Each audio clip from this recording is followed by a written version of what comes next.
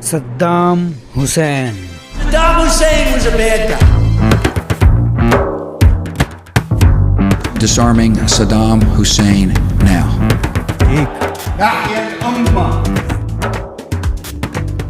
He was an orphan child who rose to become one of the world's most feared and powerful leaders. Though 2 decades have passed since his demise, his name still echoes across the globe, sparking controversy and fascination. We are talking about Saddam Hussein.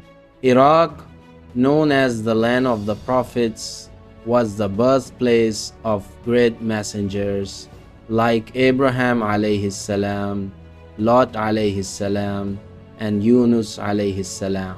After being under Muslim control for a long period, it was seized by the British Empire during World War I, which established a puppet monarchy there. It was during this era of political turmoil that an orphan named Saddam Hussein was born, his father having died before his birth. Subjected to oppression in his childhood, there was no trace of fear in Saddam's heart. At the age of 10, he ran away to live with his uncle, who belonged to the Baath Party. This is where his life changed forever. After joining the Baath Party, the 4-year-old Saddam Hussein attempted to assassinate the then Prime Minister of Iraq, which forced him to flee to Egypt. Despite the failure of the mission, he caught the eye of powerful circles globally, including the American CIA. Soon, the Baath Party formed the government in Iraq, and at the age of 30, Saddam became the second most powerful person in the country. His first act was to nationalize Iraq's oil and gas reserves, ending British control, which made him a hero in the eyes of the Iraqi people. Following the Arab oil embargo against America, global oil prices quadrupled. Saddam used this wealth to transform Iraq into a modern state, bringing electricity to every village and establishing free education and health care. The value of the Iraqi dinar reached $3. During this time, Saddam was so impressed by the Hollywood movie The Godfather that he completely copied the protagonist's style of dress, hat, and cigar. With an immense increase in power, Saddam Hussein ordered the sitting president to resign and became president himself. Just 6 days after taking office, he accused 68 members of the party of treason. Some were jailed, and the rest were executed by a firing squad in front of him, thus beginning Saddam's reign of terror. At the peak of his power, Saddam made his first major mistake. Fearing the growing influence of Iran's supreme leader Ayatollah Khomeini, and with the full support of America and the Arab monarchs, Saddam attacked Iran in 1980. A key reason for this war was also the fact that the Shia majority in Iraq considered Khomeini, not Saddam, as their true leader. The war lasted for 8 years, resulting in the senseless deaths of over 1 million Muslims. Khomeini had announced that the war would only end when Saddam Hussein was removed from power. When the Iranian army entered Iraq, Saddam's economy was destroyed, forcing him to rely on loans. Finally, seeing Iran's growing strength, the US also openly joined the war against Iran, leading to a ceasefire. When the war ended, Arab countries demanded the repayment of loans from Saddam, but he refused. In response, Kuwait deliberately increased its oil supply to weaken Saddam, causing global oil prices to drop significantly, which was a huge blow to the Iraqi economy.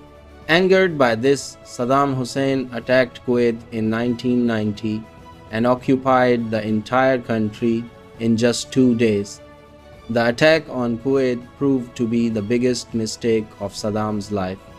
The US used Saddam's aggression to frighten other Arab nations and found an excuse to establish military bases in Saudi Arabia.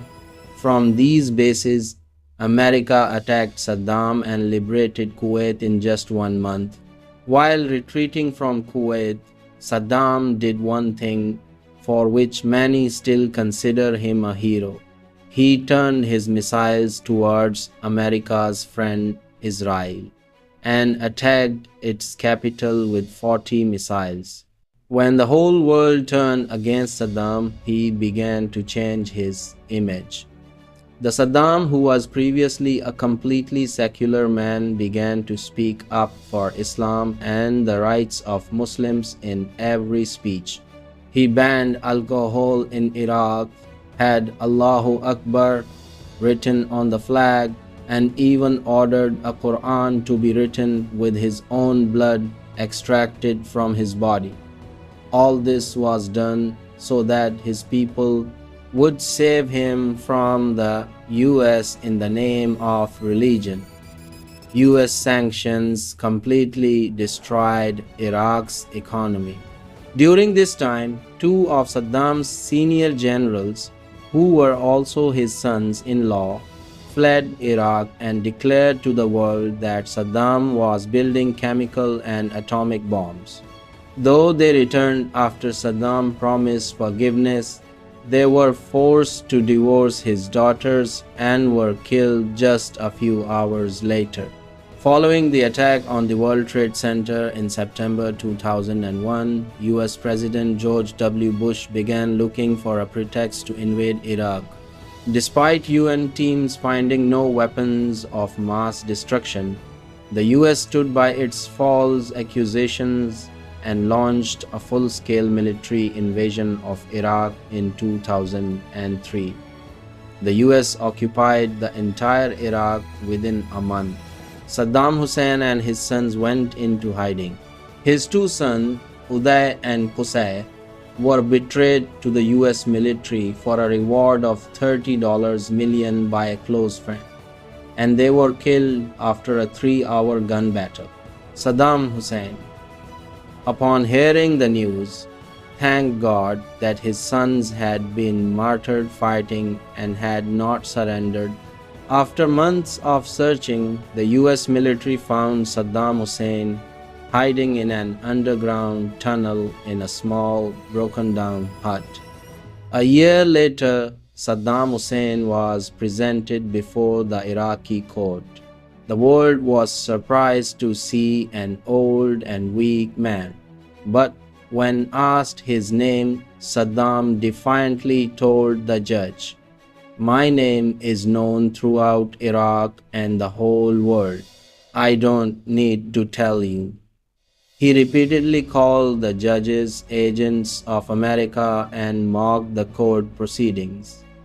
In 2006, Saddam Hussein was sentenced to death. Instead of crying, he shouted slogans against Israel and America and raised his voice for the rights of Palestine and Muslims. His final request to be shot like a soldier was rejected, and he was hanged a few days later. After removing Saddam, Iraq did not become a peaceful country. US mistakes led to the reignition of the Shia-Sunni conflict and, most critically, the disbandment of Saddam's entire army. Millions of jobless soldiers with weapons began to organize a new revolt, which was later named ISIS. After Saddam, America's next target was Muammar Gaddafi.